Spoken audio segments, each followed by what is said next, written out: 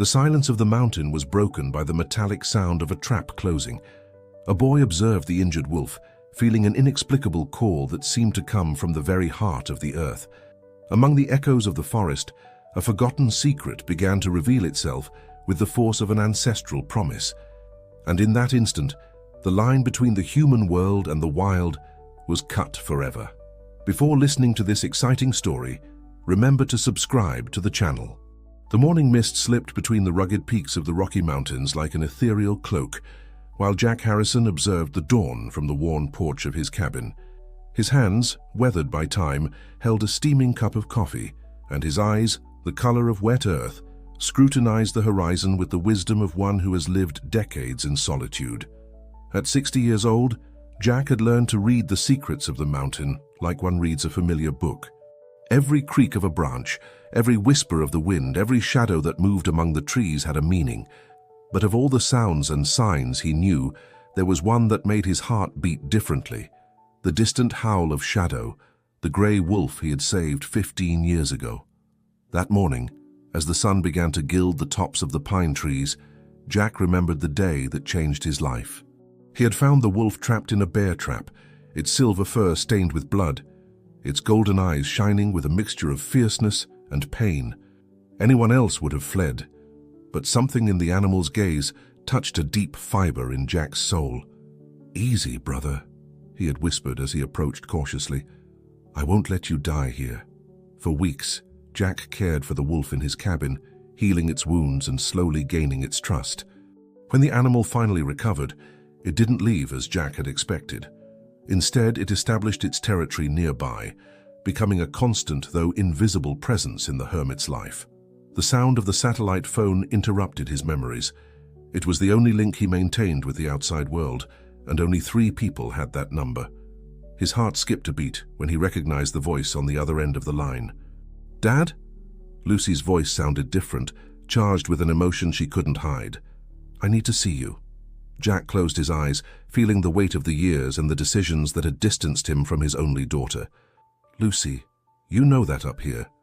"I'm not asking for permission, Dad," she interrupted him. "Matthew needs to meet you. Your grandson needs to know who his grandfather is before it's too late." The silence that followed was as dense as the fog that still enveloped the mountain. Jack looked towards the forest, where a fleeting movement among the trees indicated that Shadow was nearby, observing as always. "When will you arrive?" he finally asked, his voice hoarse with contained emotion. "Tomorrow.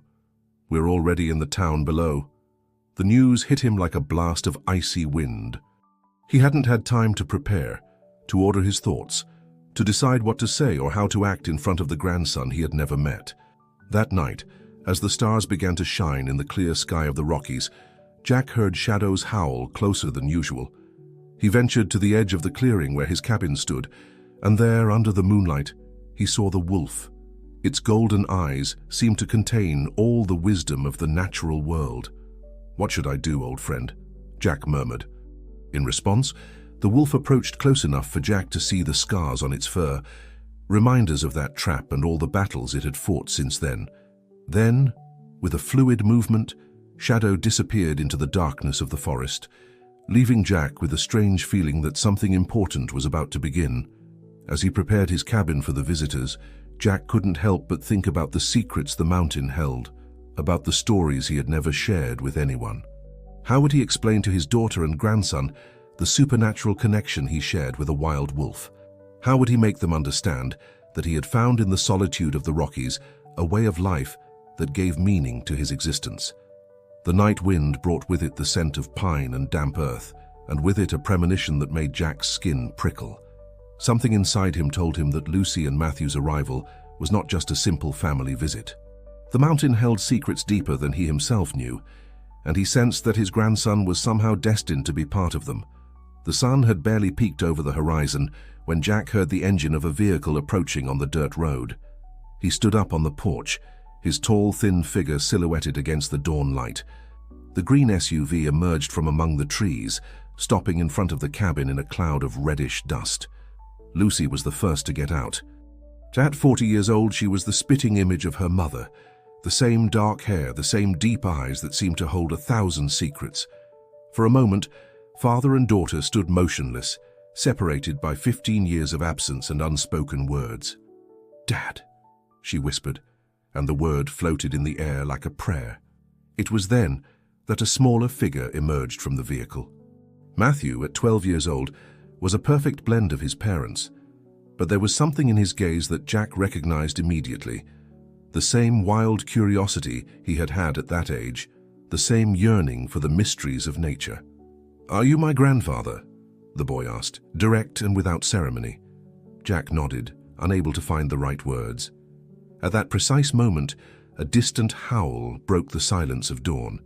Matthew's eyes lit up. "Is that him? Is that the wolf they talk about in town?" Lucy put a protective hand on her son's shoulder. "Matthew, please." "Yes," Jack replied, surprising his daughter. "That's Shadow."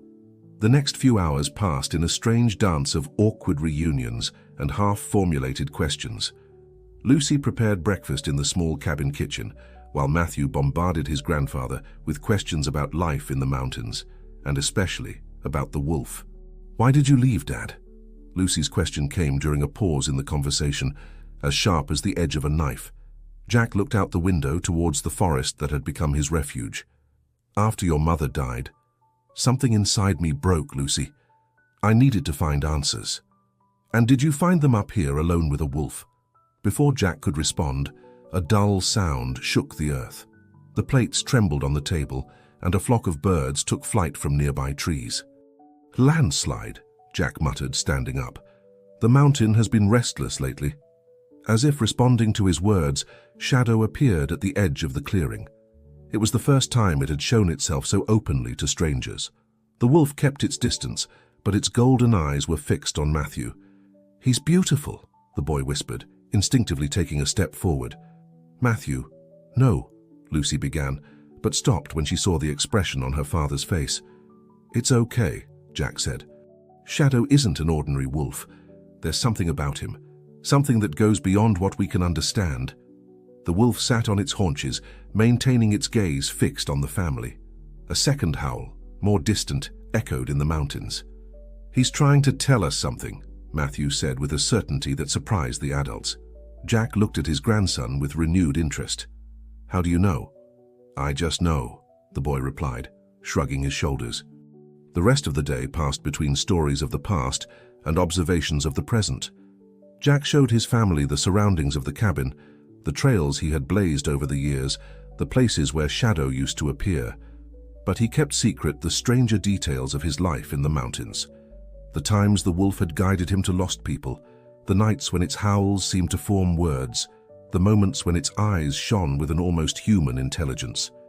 That night, while Lucy and Matthew slept in the guest room, Jack went out to the porch. Shadow was there, waiting for him. "What's going on, old friend?" he whispered. "Why now?" The wolf approached closer than usual, until Jack could see the silver strands in its fur, the scars that told stories of survival. Then, with a movement of its head, it pointed towards the depths of the forest. "You want me to take them there?" Jack asked, suddenly understanding. "To the cave." In response, Shadow emitted a soft growl and disappeared into the night, leaving Jack with the certainty that the true purpose of his family's visit was about to be revealed. Dawn brought with it an inevitable decision. Jack, after a night of reflection, knew he had to show his family what Shadow had indicated. During breakfast, he observed how Matthew devoured his scrambled eggs, while constantly looking out the window, hoping to see the wolf. "There's something you need to see," Jack announced, breaking the morning silence. "A cave a few hours' hike away." "A cave?" Matthew's eyes sparkled with enthusiasm. Lucy frowned. "Dad, I don't think that's a good idea. The mountains are dangerous, and Matthew—" "You need to see it," Jack interrupted with unusual firmness in his voice. "There are things I can't explain with words." The expedition began shortly after. Jack guided his family through barely visible trails, following marks that only he knew. Shadow appeared and disappeared several times during the hike, like a silent guardian watching their progress. "How did you find the cave?" Matthew asked, as they climbed a particularly steep slope. Jack exchanged a glance with the wolf, which was observing them from a nearby rock. "It was Shadow who led me to it a few years ago, as if he wanted me to find it." After 3 hours of hiking, they reached a rocky wall partially covered by vines. Jack pushed aside the vegetation, revealing the entrance to a cave. The air coming out of it was cool and carried with it an ancient aroma of earth and minerals. "We'll need the flashlights," Jack said, taking 3 out of his backpack. As they entered the cave, the outside world seemed to fade away. Their steps echoed on the stone walls, creating echoes that seemed like whispers from another time. Jack guided them through a passage that gradually narrowed until it opened into a wider chamber. "Look," he whispered, directing his flashlight towards the walls. The beams of light revealed something extraordinary. The walls were covered with cave paintings. Figures of wolves and humans danced together in ochre and black, scenes of hunting and ceremonies that had survived centuries in the darkness of the mountain. "Incredible," Lucy murmured, momentarily forgetting her reservations. Matthew approached one of the larger paintings. It showed a man standing next to a wolf, both looking towards a star or sun painted in red. "The Guardians," Jack said softly. "According to local legends, there were people who could communicate with wolves, who protected these mountains alongside them." "Like you and Shadow," Matthew said, without taking his eyes off the painting. Before Jack could respond, a sound reverberated through the cave walls. It wasn't the echo of their voices, but something deeper, more threatening. "What was that?" Lucy asked, instinctively grabbing her son's arm. "The mountain," Jack replied, his face tensing. "We need to get out of here now." They had barely begun to move when a second rumble, louder than the first, shook the cave. Small stones began to fall from the ceiling. "Run!" Jack shouted. The exit turned into a desperate race against time. The ground trembled under their feet as they ran through the tunnel, guided by the faint glow of the entrance. Just as they reached the exit, a deafening roar filled the air, and the cave entrance began to collapse. They emerged into the open air seconds before the passage closed completely behind them. But their relief was short-lived. The landslide was not limited to the cave. The entire mountainside seemed to be in motion. "This way." Jack's voice could barely be heard over the roar of earth and rocks. It was then that they saw Shadow, standing atop a stable rock, howling urgently. The wolf began to move, indicating a path that skirted the landslide. "Follow him," Jack ordered, pushing his family forward. As they ran following the wolf, Jack couldn't help but notice how Matthew seemed to instinctively understand where they needed to go, as if he could read Shadow's intentions as clearly as he himself could.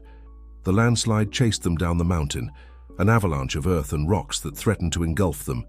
But Shadow guided them masterfully, leading them along a path that kept them just out of reach of the disaster. When they finally stopped, panting and covered in dust in a safe area, something had changed. The connection between Jack and his family, the bond with Shadow, the secrets of the cave, everything seemed to intertwine into a larger and more ancient tapestry than any of them had imagined. "Grandpa," Matthew said between ragged breaths, "why do I feel like I can understand what the wolf wants to tell us?" Jack looked at his grandson, then at Shadow, who was watching them from a prudent distance. "Because," he replied slowly, "maybe you're part of this too. Part of something that began long before us." The return to the cabin was silent, each member of the family lost in their own thoughts. The afternoon sun cast long shadows between the trees when an unexpected figure appeared on the cabin's porch, a woman with gray hair and a sun-weathered face, dressed in worn but clean clothes. Jack stopped in his tracks, his face paling as if he had seen a ghost. "Isabel?" The woman rose slowly, her eyes shining with unshed tears. "Brother." Lucy looked at her father in amazement. "Aunt Isabel?" "The one who disappeared 20 years ago." Isabel descended the porch steps with the grace of someone accustomed to moving in difficult terrain. "I've been closer than you think, niece." Isabel's story emerged gradually during dinner, like a river finally finding its course. She had chosen to live in the mountains after a personal tragedy, finding solace in solitude and nature. But she wasn't alone. Shadow had found her too, years before his encounter with Jack. "The wolf isn't just an animal," Isabel explained as she poured more coffee into the cups. "He's a guardian, as others were before him. As we are, Jack." "What do you mean?" Lucy asked, unable to hide her skepticism. Isabel took an object wrapped in cloth from her pocket, an ancient silver medallion with engraved symbols, similar to those in the cave paintings. "Our family," she began. has been connected to these mountains for generations. The wolves have chosen us as their companions in protecting this sacred place. Is that why Dad left? Lucy's voice trembled. For this connection? Your father didn't know then, Isabel replied. The call comes when it must come. For him, it was after losing your mother. For me, it was after my own loss. And now, her gaze fell on Matthew. The boy, who had been unusually quiet, touched the medallion. The symbols. They're like the ones in the cave. That's right, Isabel smiled. They represent the union between human guardians and wolves. But there's more, much more that you need to know. A howl interrupted the conversation. This time it wasn't just Shadow. Several howls responded from different points on the mountain. The pack, Jack whispered. They're restless. Isabel stood up abruptly. There are hunters on the mountain. I've been tracking them for days. They're not ordinary hunters. They're looking for something specific. What are they looking for? Matthew asked. The secret, Isabel replied. The true power of the connection between humans and wolves. They've heard the legends and believe that by capturing Shadow, a distant gunshot cut through the night like a knife. Shadow appeared at the window, his eyes shining with urgency. We need to move, Jack said, standing up. It's not safe to stay here. Move? Where? Lucy asked, protectively close to Matthew. Isabel exchanged a look with her brother. To the sanctuary, the place where it all began. As they hurriedly gathered the essentials, Matthew approached the window where Shadow was keeping watch. The wolf looked at him directly, and for a moment the boy felt as if he could see through those golden eyes into an ancient and profound knowledge. I can hear him, Matthew whispered. Not with my ears, but here. He touched his chest. Isabel put a hand on his shoulder. The gift manifests stronger in you, little one, as it manifested in your grandfather and in me, as it manifested in your great-grandfather before he disappeared, seeking the truth. My great-grandfather? Matthew looked at his mother, who seemed as surprised as he was. It's time you knew the whole story, Isabel said. But first, we must reach the sanctuary. The secrets of our family have been hidden for too long, and now that the hunters are close... Another shot rang out in the night, closer this time. Shadow disappeared into the darkness, but everyone knew he would guide them, as he always had. Take only what's necessary, Jack instructed, loading a backpack with provisions. The night will give us cover, but we must move fast. As they left the cabin under the cover of night, Matthew felt he was on the brink of something extraordinary.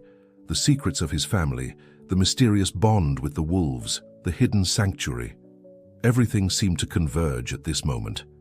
The adventure that had begun as a simple family visit had transformed into something much deeper, a quest for ancestral truths and lost connections, a race against those who wanted to exploit the secrets of the mountain, and an awakening of gifts that had slept for generations. The night enveloped the mountain like a protective cloak as the group advanced, following the invisible trail that only Shadow and the Harrison siblings seemed capable of detecting. The full moon provided enough light to move, but it also made them more vulnerable to being seen. The sanctuary is deep in the Rockies, Isabel whispered, as she guided the group along a barely visible path. Few know of its existence, and even fewer have managed to find it. Lucy, who was walking next to Matthew, couldn't help but notice how her son seemed to move with a confidence unusual for his age, as if he instinctively knew the way. Mom, Matthew whispered suddenly, stopping. Do you hear that? Everyone stood still. At first they could only hear the whisper of the wind through the trees, but then it came, a metallic sound, distant but unmistakable. Traps, Jack growled. The hunters are preparing the ground. Isabel pointed to a side path. This way, I know an alternate route. As they veered off the main path, the vegetation became denser. Low branches scratched their faces and arms, but no one complained. The danger following them was much more threatening than any physical discomfort. Suddenly, Shadow appeared in front of them, blocking the path. His eyes shone with an urgency that Jack immediately recognized. We're not alone, he murmured. As if confirming his words, the sound of voices and flashlights began to filter through the trees, approaching from several directions. They're surrounding us, Isabel whispered. It was then that Matthew stepped forward. his eyes fixed on Shadow. "There's a way out," he said with a certainty that surprised everyone. "The wolf wants us to follow him." Without waiting for a response, Shadow slipped between some bushes, revealing an almost invisible opening in the rock. It was the entrance to a natural tunnel, narrow but passable. "How did you know?" Lucy began, but Isabel interrupted her. "The gift," she said simply. "It manifests stronger in him than in any of us." There was no time for further explanations. The voices of the hunters were getting closer, and the group hurried to enter the tunnel. The space was so narrow that they had to advance in single file, guided only by the occasional glint of Shadow's eyes ahead. As they advanced in the darkness, Isabel began to speak in a low voice, as if the moment demanded that certain truths be revealed. "Our father," she said, addressing both Jack and Lucy and Matthew, "discovered the truth about our connection with the wolves when he was young. He spent years researching, seeking the sanctuary, trying to understand why some people in our family could communicate with these animals." "What did he discover?" Matthew asked, his voice softly echoing in the tunnel. "He discovered that it wasn't a coincidence, that our family had been chosen generations ago to be guardians, to protect not only the wolves, but something more, something that's hidden in the sanctuary." A dull noise interrupted her explanation. The tunnel shook slightly, and small stones fell from the ceiling. "They're using explosives," Jack growled. "They're trying to force an entrance." "We're almost there," Isabel assured. "The sanctuary is protected. Once there—" Her words were cut off by a louder rumble. This time the tunnel shook violently, and a crack appeared in the ceiling above their heads. "Run!" Jack shouted. The group lunged forward, following Shadow, who was guiding them urgently. The tunnel began to widen, and a faint light appeared ahead. They emerged into a wide cavern just as the tunnel behind them partially collapsed, blocking the passage. But no one was paying attention to the collapse. They were all absorbed in looking at what lay before them, an ancient structure carved into the living rock of the mountain. Natural columns rose towards the cavern ceiling, where an opening allowed the moonlight to filter through, illuminating the place with a silvery glow. "The sanctuary," Isabel whispered reverently. In the center of the structure, a stone altar glowed faintly. On it, engravings similar to those in the cave told a story that seemed to come to life under the moonlight. "Now you'll understand," Isabel said, advancing towards the altar. "You'll understand why the hunters are chasing us, why Shadow protects us, and why Matthew can hear the call of the wolves." The moonlight bathed the ancient altar, making the symbols engraved on its surface shine as if they were alive. Isabel ran her fingers over the marks reverently, while the others approached in silence. "These symbols tell our story," Isabel began, "the story of the guardians of the Rockies. Centuries ago, our ancestors made a pact with the Grey Wolves, not only to protect these mountains, but to preserve something more valuable, the balance between the natural world and the human world." Matthew approached the altar, his eyes scanning the engravings with fascination. I can understand them," he whispered in surprise. "Of course you can," Isabel smiled. "It's in your blood, as it is in mine and your grandfather's." A distant noise reminded everyone that they weren't safe. The hunters were still out there, looking for a way in. "What exactly do they want?" Lucy asked, her voice tense with worry. Isabel pointed to a specific section of the altar. "This, the secret of the bond between humans and wolves. They believe that if they discover it, they can control it, use it for their own purposes." "But it's not that simple," Jack intervened, approaching. "The bond can't be forced or controlled. It's a gift that's passed down through generations and only manifests in those who are chosen." Shadow, who had remained at the entrance of the sanctuary, slowly approached the altar. His golden eyes shone with a supernatural intelligence as he looked at each member of the family. "When I found Shadow injured," Jack continued, "it wasn't a coincidence. He was looking for me as he had looked for Isabel years before, as he has now found Matthew." "Why me?" the boy asked, not taking his eyes off the wolf. "Because you're special, little one," Isabel replied. "Your connection is stronger than ours. You're part of a new generation of guardians, perhaps the most important one yet." A closer rumble interrupted the conversation. Dust fell from the cavern ceiling. "They're using more explosives," Jack growled. "They'll find a way in eventually." Isabel moved quickly towards a side wall of the sanctuary. There's something you need to see before it's too late. She pressed a series of symbols in sequence, and a section of the wall slid aside, revealing a hidden chamber. Inside, illuminated by the same moonlight that filtered from above, there was an object that made everyone catch their breath. An ancient necklace of silver and blue stones, similar to the medallion Isabel wore, but more elaborate. The necklace of the first guardian, Isabel explained. Our father found it shortly before he disappeared. He hid it here, knowing that someday it would be needed. What does it do? Matthew asked, approaching the necklace cautiously. It amplifies the connection, Isabel replied. It allows the wearer not only to communicate with the wolves, but to fully understand their world, their ancestral wisdom. Another tremor shook the cavern, this time stronger. Small rocks began to fall from the ceiling. We don't have much time, Jack said. Isabel, what should we do? His sister carefully took the necklace and turned to Matthew. The necklace must be protected, and it can only be worn by someone with a gift strong enough to handle it. But he's just a child, Lucy protested, protective. A child with the strongest gift our family has seen in generations, Isabel replied. The wolves chose him for a reason. Shadow approached Matthew, his eyes fixed on the necklace. The boy extended a trembling hand and touched the wolf's silver fur. I can hear him, Matthew whispered. Not with words, but I understand what he means. Isabel held out the necklace to him. The decision is yours, Matthew, but you must decide quickly. Matthew held the necklace in his hands, feeling its ancestral weight. The moonlight made the blue stones shine with a supernatural glow, and for a moment everything seemed to stop.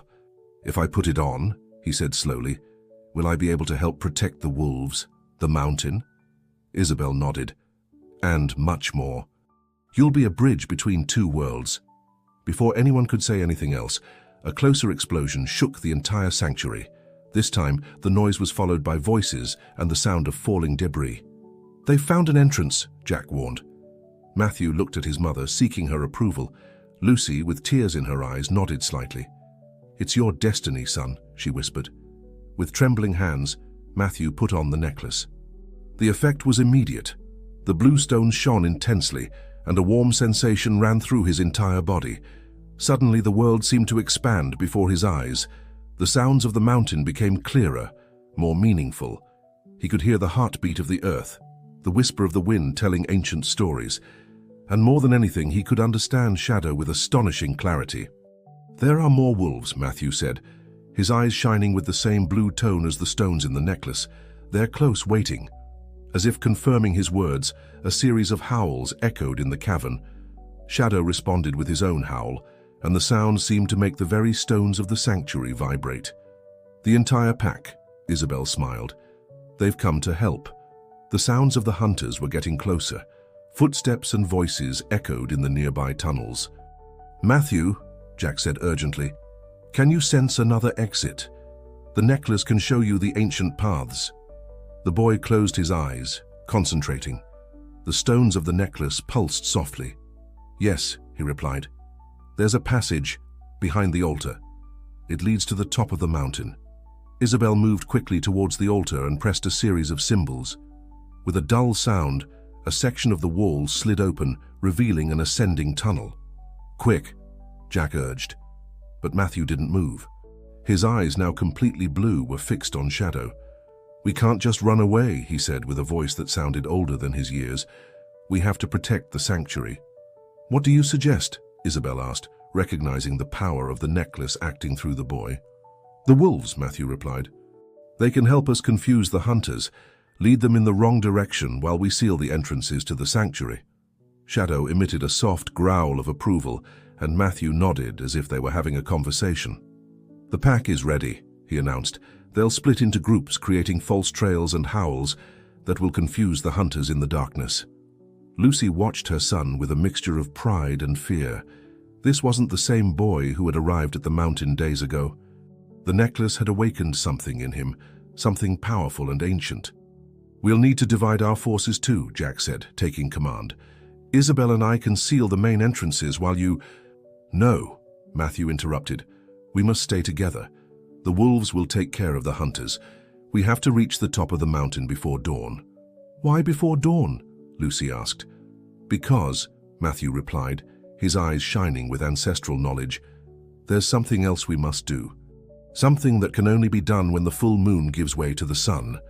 A ritual that will renew the sanctuary's protection for another generation." Isabel and Jack exchanged looks of amazement. The necklace was revealing secrets that even they didn't know. The howls of the wolves began to echo throughout the mountain, creating a wild symphony that made the hunters hesitate and stop. "It's time," Matthew said, taking his mother's hand. "Shadow will guide us." The ascending tunnel wound through the interior of the mountain like a stone artery. Shadow guided the group with a sure step, while Matthew, with the necklace glowing softly on his neck, seemed increasingly attuned to the secrets of the Rockies. "The hunters are confused," the boy announced as they climbed. "The wolves are leading them in circles away from the sanctuary." The sound of distant howls confirmed his words, creating a complex network of signals that only he seemed to fully understand.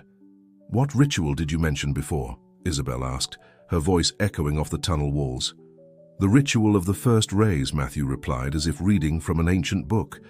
"When the full moon meets the dawn, there's a moment when the Guardian's magic is strongest." Lucy watched her son with a mixture of fascination and concern. "How do you know all this?" "The necklace," Isabel explained before Matthew could respond. "It not only amplifies the connection with the wolves, but also contains the memory of all previous Guardians." The tunnel began to widen, and fresh air indicated they were approaching the surface. Finally, they emerged onto a small plateau near the mountain's peak. The night sky stretched above them like a blanket of stars, and the full moon shone with supernatural intensity. "Here," Matthew said, heading towards the center of the plateau. "This is the place." On the ground, barely visible under centuries of erosion, there were symbols similar to those in the sanctuary carved into the rock. They formed a perfect circle, and in its center, a mark that seemed to glow faintly under the moonlight. "The Circle of the Ancients," Isabel murmured reverently. Matthew knelt in the center of the circle, touching the marks with his fingers. The necklace pulsed more intensely, and for a moment, the symbols on the ground seemed to come to life, glowing with a soft blue light. "Dawn is approaching," Jack said, observing the eastern horizon where the sky was beginning to lighten imperceptibly. "The hunters are regrouping," Matthew warned, his connection with the wolves keeping him informed. "They've discovered the deception and are looking for another way up." "What do you need for the ritual?" Isabel asked, aware that time was running out. "I need—" Matthew closed his eyes, letting the knowledge flow through the necklace. "I need the four of us to position ourselves at the cardinal points of the circle, and I need Shadow." The wolf, who had remained vigilant at the edge of the plateau, approached the circle. His golden eyes shone with an ancient intelligence, as if he too knew the ritual that was about to take place. "The pack," Matthew continued, "will form an outer circle of protection. No intruder should interrupt the ritual once it begins." As if responding to a silent call, wolves began to emerge from the shadows, taking positions around the plateau. Their eyes glowed in the darkness like dozens of golden stars. "It's beginning," Matthew whispered. The eastern sky was beginning to tinge with a soft pink color, while the full moon, still bright in the west, seemed to pulse with a more intense light. The necklace around Matthew's neck responded to this celestial dance, its glow gradually increasing. "When the first rays of the sun touch the circle," Matthew instructed, "each of you must remember why you're here, why we are guardians. The necklace will channel that energy to renew the sanctuary's protection." The warning howls of the wolves indicated that the hunters were approaching, but the pack maintained its position, forming an impenetrable barrier around the ritual circle. The moment was approaching, and with it, the promise of a new dawn for the Guardians of the Rockies. The mountain air charged with a palpable energy as the sky was tinged with the colors of dawn. Matthew, in the center of the circle, seemed to glow with an inner light, the necklace pulsing to the rhythm of his heart. "Remember," the boy said with a voice that resonated with ancestral wisdom, "why we are here, why we are guardians." Jack closed his eyes, thinking of his years of solitude on the mountain, of his connection with Shadow, of the responsibility he had inherited without knowing it. Isabel reflected on her hidden life in the Rockies, protecting the secrets of her family, waiting for the moment when the next guardian would emerge. Lucy, though new to this world of magic and responsibility, thought of her son, of the legacy that ran through his veins, of the future that was opening before them. And Matthew, with the power of the necklace flowing through him, felt the weight of generations of guardians, their hopes, their fears, their sacrifices.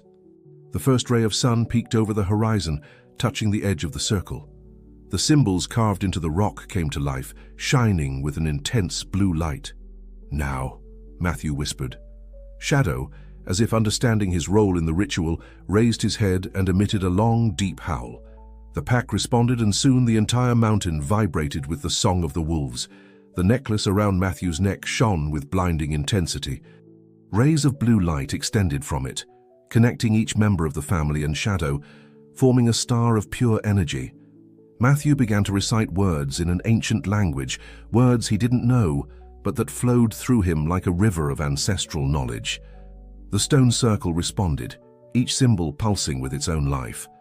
At the base of the mountain, the approaching hunters stopped, surprised by an inexplicable phenomenon. The mountain itself seemed to be glowing, wrapped in a halo of blue light. Back in the circle, Matthew felt something change. The energy flowing through him no longer came just from the necklace and his family. He could feel the life force of the mountain itself, of every tree, every rock, every creature that inhabited it. Everything was connected, and he was the conductor of this symphony of life. "It's working," Isabel gasped, feeling the ancient magic renew. The ritual reached its climax when the sun finally rose completely over the horizon. A wave of blue energy expanded from the circle, traveling across the entire mountain, strengthening the magical barriers that had protected the sanctuary for centuries. Slowly, the light faded. Matthew, exhausted but radiant, wobbled slightly. Lucy ran to hold him. "You did it, my boy," she whispered, hugging him tightly. Shadow approached, gently touching Matthew with his muzzle. The boy smiled, stroking the wolf's silver fur. "Thank you," he said simply, and everyone understood that he was addressing not only Shadow but the entire pack, the mountain itself. Jack looked towards the base of the mountain. "The hunters are retreating. It seems the display of power was enough to dissuade them." Isabel nodded. "For now. But we must be prepared. Now that they know the secrets are real, they may return." "We'll be ready," Matthew said with a determination that surprised everyone. "We are the guardians of the Rockies, and as long as we're united, nothing can threaten this sacred place." The sun continued its ascent, bathing the plateau in golden light. The Harrison family, gathered in the ancestral circle, contemplated the new day with a mixture of awe and renewed responsibility. The ritual had been completed, the protection renewed, but everyone knew that this was just the beginning of a new era for the Guardians of the Rockies. In the days that followed the ritual, a subtle but profound change became evident in the Rocky Mountains. The animals seemed more in tune with their environment, plants flourished with renewed vigor, and the air itself seemed charged with a vital energy that everyone could feel. The Harrison family settled in Jack's cabin, which now seemed small to house 4 people, and a wolf that came and went as if it were one more of the family.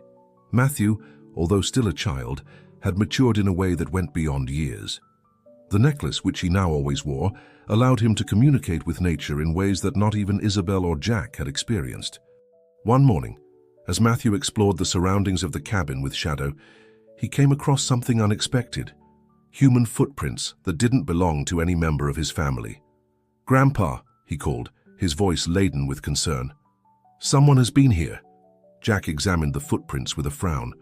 "They're recent, and they're heading towards the sanctuary." The news put everyone on alert. Despite the ritual and the display of power, it seemed that the threat hadn't completely disappeared. "We must investigate," Isabel said, her guardian instinct activating. Matthew closed his eyes, concentrating on the necklace. "The wolves haven't detected any hostile presence," he reported after a moment, "but there's something, a familiar presence." Guided by Shadow and Matthew's intuition, the family ventured into the forest. As they approached the sanctuary area, a solitary figure emerged from among the trees. It was an older man with white hair and a face weathered by sun and years. Jack and Isabel stopped in their tracks, their faces paling as if they had seen a ghost. "It can't be," Isabel whispered. The man approached slowly, a tired but warm smile on his face. "Isabel, Jack, it's been so many years." "Dad?" Jack's voice trembled with emotion. Matthew looked at the newcomer in amazement. The necklace around his neck glowed softly, as if recognizing an ancient bearer. "Grandfather," the boy said, surprising everyone. "It's you, the lost guardian." The man nodded, his eyes shining with pride and a touch of sadness. "I see the necklace has found its new bearer, and a very powerful one from what I can sense." "Where have you been all these years?" Isabel asked, approaching cautiously, as if afraid her father might disappear again. "Seeking answers," the old man replied. "Exploring the limits of our gift, trying to understand the true extent of our responsibility as guardians." "And did you find them? The answers?" Jack asked. The man smiled mysteriously. "Some, but I also discovered that there are questions that only the next generation will be able to answer." His gaze fell on Matthew. Lucy, who had observed the encounter in silence, stepped forward. "Sir, there's so much we need to know, so much that Matthew needs to learn." "And he will," the old man assured, "but not just from me. The knowledge of the guardians is in the land, in the trees, in the wolves. And now, thanks to the ritual you performed, that knowledge flows more freely than ever." Shadow approached the old man, sniffing him curiously. The man extended a hand, and the wolf licked it gently, as if recognizing an old friend. "The danger hasn't passed," the old man warned. "The hunters are only part of a greater threat. There are forces in the world that seek to exploit the connection between man and nature for their own ends." "What can we do?" Matthew asked, his young face showing a determination beyond his years. "Learn, grow, strengthen our bonds, not just among ourselves, but with the entire mountain." The old man looked at each member of the family. "The Guardians of the Rockies have never been just one person or one family. We are part of something larger, a network of protectors that extends throughout the natural world." As the sun began to set, bathing the mountain in golden and reddish hues, the Harrison family gathered around the fire in front of the cabin. The old guardian shared stories of his travels, of other guardians he had met, of the challenges they faced in a world increasingly disconnected from nature. Matthew listened eagerly, absorbing every word, every lesson. The necklace on his neck glowed softly, as if it too was learning, growing. That night, as the full moon rose over the Rocky Mountains, a solitary howl broke the silence. Shadow, standing on a nearby rock, was calling his pack. One by one, the wolves responded, their voices joining in a wild symphony that resonated throughout the mountain. Matthew joined them, his young voice blending with the howls of the wolves in a song both ancient and new. It was a promise, an oath of protection and unity. The Guardians of the Rockies had been renewed, strengthened, and as the stars shone in the night sky, the Harrison family knew that this was only the beginning of a new era, full of challenges, wonders, and the eternal magic of the connection between man and nature.